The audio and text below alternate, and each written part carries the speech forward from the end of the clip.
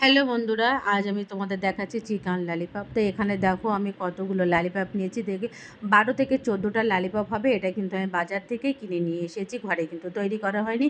বাজারে চিকেন দিয়েই বানানো, ওরা বানিয়ে দেয় ললিপপ, সেভাবে কিন্তু করে নিয়ে এসেছি। এবার তার জন্য আমি এখানে কী কী নেবো সেটা অবশ্যই তোমরা দেখো। আর দেখো চিকেনগুলো আমি কিভাবে সাজিয়ে নিয়েছি, ভালো করে ধুয়ে নিয়েছি। ধুয়ে একটা পাত্রের মধ্যে সাজিয়ে তোমাদের দেখিয়ে দিলাম। আর প্লিজ প্লিজ বন্ধুরা, তোমরা ট্রাই করো, সাবস্ক্রাইব করো, আর কেমন হয় অবশ্যই জানিও। এবারে তার জন্য আমার কী কী লাগছে সেটা অবশ্যই তোমাদের আমি দেখাচ্ছি। দেখো এখানে আমি একটা পাত্র নিয়ে নিলাম, তাতে একটা আমি ডিম দিয়ে দিচ্ছি। তোমরা চাইলে ওর হলুদ অংশটা বাদ দিতে পারো, আমি কিন্তু এখানে দিইনি, হলুদ আর সাদা অংশটা পুরোই দিয়ে দিয়েছি। এবার তার ভিতরে আমি দিয়ে দিচ্ছি পরিমাণ মতো লবণ। লবণটা তোমরা অবশ্যই দেখে দেবে। লবণটা দেওয়ার পরে আমি দিচ্ছি এখানে লাল লঙ্কার গুঁড়ো। লঙ্কার তোমরা যে যেরকম ঝাল খেতে পছন্দ করো সেরকমই দিয়ে দেবে। তারপরে আমি দিয়ে দেবো একটু গোলমরিচের গুঁড়ো। তোমরা চাইলে জিরে আর মরিচ কিন্তু একসঙ্গে যদি ভাজা থাকে তোমরা সেটাও ইউজ করতে পারো। আমি এখানে কিন্তু শুধু গোলমরিচের গুঁড়ো দিয়ে দিলাম।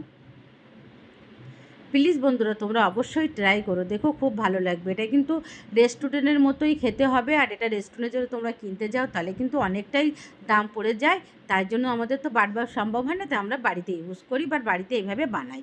এবার এর ভিতরে দিয়ে দিলাম আমি পরিমাণ মতো লেবুর রস। তোমরা লেবুর রস যদি না থাকে তোমরা ভিনিগারও ইউজ করতে পারো। এবার এর ভিতরে দিয়ে দিলাম আমি পরিমাণ মতো কর্নফ্লাওয়ার। তোমার যে হিসেবে চিকেন আছে সেই হিসেবেই কিন্তু তুমি কর্নফ্লাওয়ার বা অ্যারারুট ইউজ করতে পারো। এখানে আমরা কিন্তু কর্নফ্লাওয়ার ইউজ করেছি পরিমাণ মতো। এবার তার ভিতরে দিয়ে দিচ্ছি 1 চামচ বেসন। তোমরা বেসনের পরিবর্তে চালের গুঁড়োও ইউজ করতে পারো।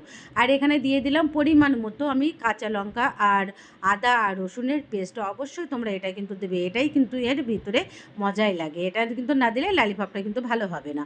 এবারে এটা কিন্তু আমি একটা হাতের সাহায্যে ভালোভাবে মিশিয়ে নিলাম। নিয়ে এক এক করে যে ললিপপগুলো আমার বানিয়ে রেখেছিলাম সেগুলো কিন্তু আমি দিয়ে দেবো। তার মধ্যে কিন্তু আমি একটু চিকেন মশলা ইউজ করেছি। তোমরা চাইলে নাও ইউজ করতে পারো, কিন্তু এটা দিলে একটু ভালো হয়, খেতে আরও একটু ভালো টেস্ট আসে।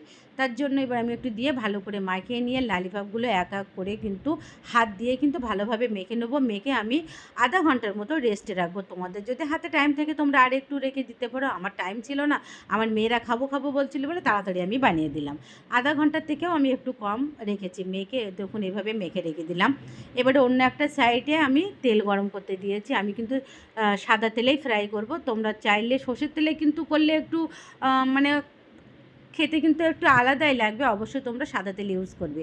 এবার এক এক করে আমি ললিপপগুলো আমি ছেড়ে দিচ্ছি। আমি একটু ঝাঁঝরি সাইডে কিন্তু এদিক ওদিক করে নিলাম, কারণ আমি এখানে 8খানা ললিপপ দেবো।